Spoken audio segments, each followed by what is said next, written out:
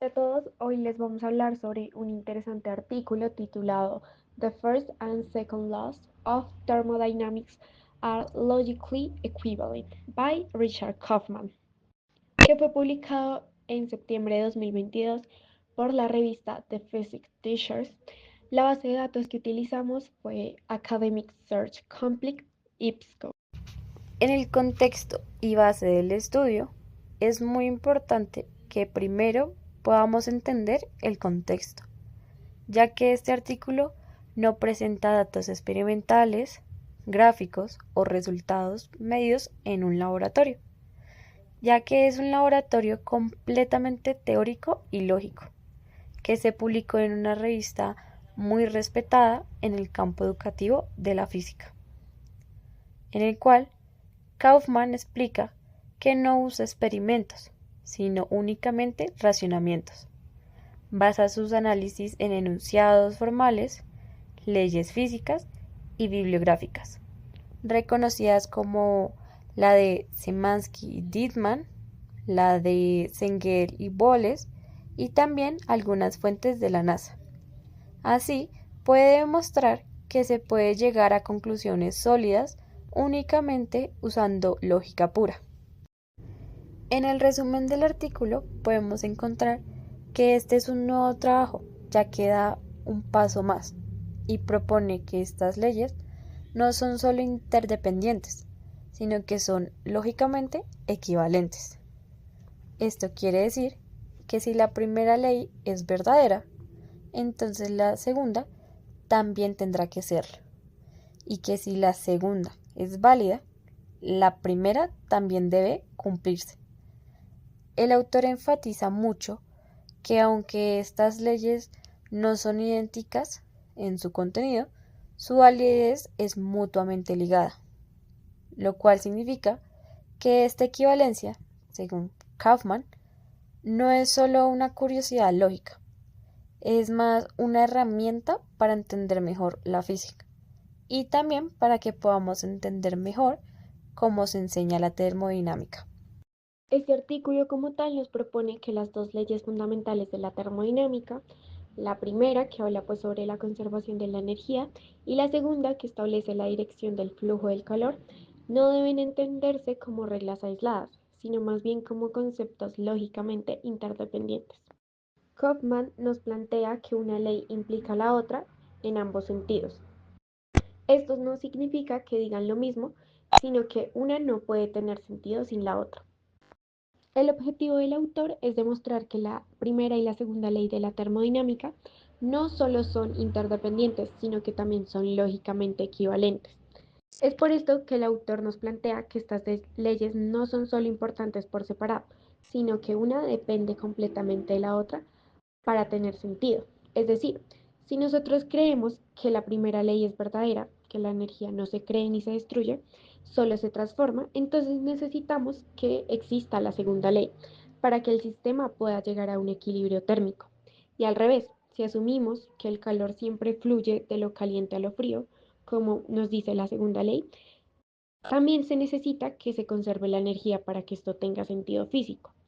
Entonces, el objetivo no es como tal cambiar las leyes ni criticarlas, sino demostrar que están lógicamente conectados, que si una es verdadera, la otra también tiene que serlo. Ahora bien, ¿cómo hace el autor? Para demostrar todo esto, les voy a hablar un poco del método que utilizó. Lo primero que hay que saber es que como tal no hizo un experimento físico, ni usó materiales de laboratorio ni datos de laboratorio, sino que su método fue totalmente teórico y lógico. Él parte primero de las definiciones clásicas de las dos leyes. La primera ley, que es la que todos conocemos como la ley de la conservación de la energía, que en términos sencillos podemos explicar como que la energía interna de un sistema cambia dependiendo del calor que entra o sale y del trabajo que se hace.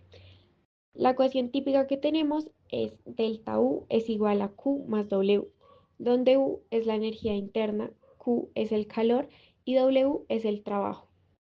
Esta ley, como nos señala el autor, solo se aplica entre estados de equilibrio macroscópico, es decir, entre estados en los que la temperatura, la presión y otras variables no están cambiando con el tiempo. Luego nos plantea la segunda ley en la formulación de Clausius, donde nos dice que el calor solo puede fluir espontáneamente del cuerpo más caliente hacia el más frío. Esta ley pues tiene que ver con la dirección de los procesos y con el concepto de entropía, que básicamente pues mide el desorden o la irreversibilidad. Esto es lo clave del artículo, cuando Kaufman aplica la lógica formal. Él nos dice que si la primera ley es verdadera, eso implica que debe cumplirse la segunda para que haya un equilibrio térmico. Y si la segunda ley es verdadera, entonces eso implica que la energía debe conservarse como lo dice la primera ley. Y cuando una afirmación implica la otra en ambos sentidos, decimos que son lógicamente equivalentes. Es decir, cuando A implica B y B implica A, decimos que A es equivalente de B.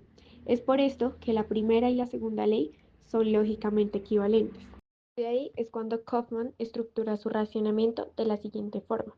Si aceptamos la primera ley como válida, entonces debemos aceptar que el sistema necesita alcanzar un equilibrio, y para esto el calor debe fluir en dirección como lo indica la segunda ley. Por otro lado, si aceptamos la segunda ley, entonces debemos asumir que durante ese proceso no se pierda ni se cree energía, lo que implica la primera ley también debe cumplirse.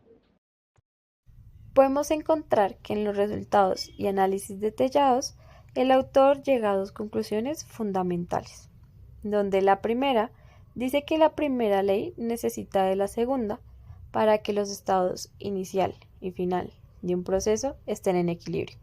Y la segunda dice que la segunda ley necesita de la primera para que se conserve la energía en todos los procesos térmicos, lo cual nos lleva a la siguiente conclusión lógica, que dice que si una implica a la otra y viceversa, entonces son equivalentes, es decir, 1 es equivalente a 2. Esta conclusión se ve reforzada en los dos apéndices del artículo, en el cual el primero, el apéndice A, explica que Kaufman cita un trabajo donde se explica que una violación de la segunda ley, como en el caso de una máquina de movimiento perpetuo de segunda especie, también termina violando la primera ley. Por ejemplo, si una máquina pudiera producir trabajo útil extrayendo calor de una sola fuente, sin disipación y sin entrada de energía, estaría generando energía de la nada, y eso va en contra totalmente de la conservación de la energía. Ahora en el apéndice B explica que el autor presenta un universo hipotético, donde el calor fluye del frío al caliente. Lo que quiere decir es que en este mundo no podríamos definir la temperatura. Tampoco podríamos aplicar la fórmula de entropía y no existiría el equilibrio térmico, lo cual significa que todas las variables macroscópicas que usamos en termodinámica, como lo es temperatura, presión o entropía, perderían su significado físico. En resumen, si la segunda ley no se cumple, la física como la conocemos se desmorona y la primera ley ya no podría aplicarse. Esto se entiende mejor con los siguientes ejemplos. El autor nos plantea uno de los ejemplos más prácticos. Nos dice que imaginemos dos objetos, uno que esté a 80 grados y otro a 20.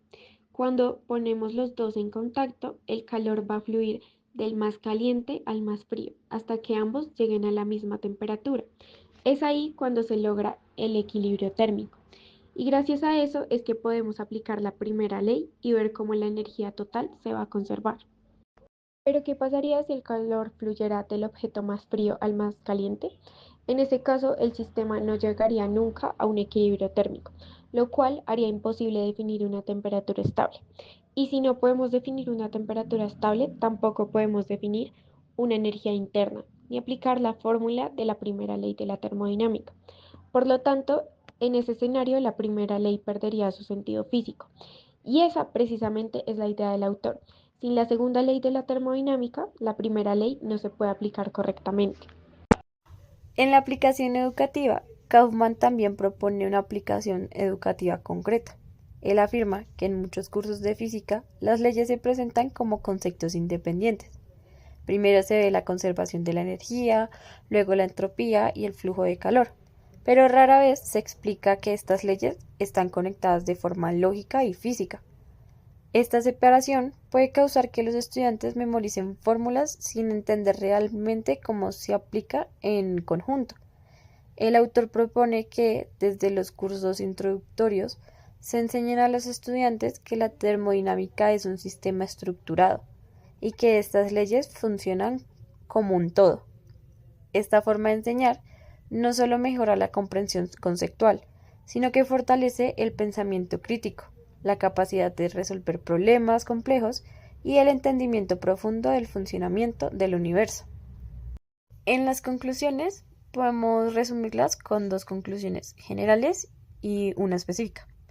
En la primera, es que la primera y la segunda ley de la termodinámica son lógicamente equivalentes, lo que significa que no se pueden separar.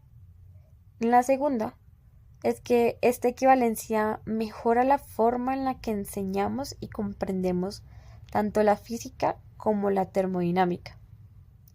Y como conclusión específica, es que la primera ley no puede aplicarse si no se cumple la segunda. ¿Qué significa? Que no puede haber conservación de energía si no hay equilibrio. Esto nos obliga a ver ambas leyes como parte de una misma estructura.